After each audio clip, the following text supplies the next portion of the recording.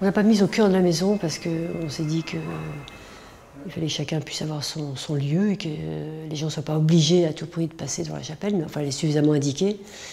Et puis après, on l'a voulu un peu grande, on a voulu que les lits puissent y aller, même s'il y avait des différences de niveau entre les deux bâtiments. En tout cas que tout le monde puisse y aller. Et après, la disposition au sein de la chapelle, elle change beaucoup, elle évolue en fonction des années. Enfin, bon. Il y a aussi des communautés, des prêtres qui viennent célébrer. Il y a des moments où l'autel est au milieu, puis tout le monde est autour, d'autres où c'est devant. Bon, voilà. Mais après, on s'est posé la question des vitraux. Voilà. Et les vitraux, on a sollicité plusieurs verriers. Enfin, je sais pas, oui. Enfin, c'est pas des verriers, c'est des peintres sur vitraux.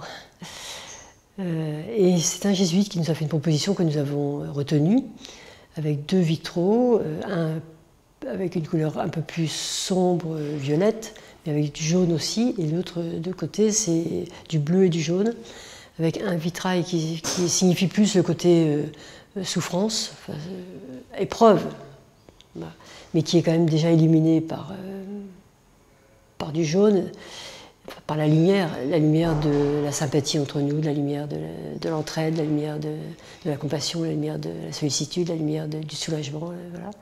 Et de l'autre côté,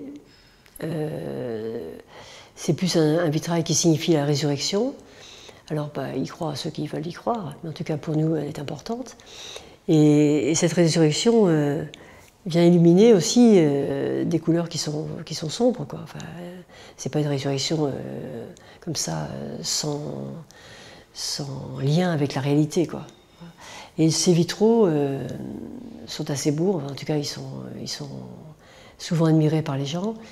Et cette lumière, chacun l'interprète comme il veut, mais elle reste une source d'espoir, une source de lumière dans parfois des ténèbres qui sont importantes pour les uns ou pour les autres, quoi.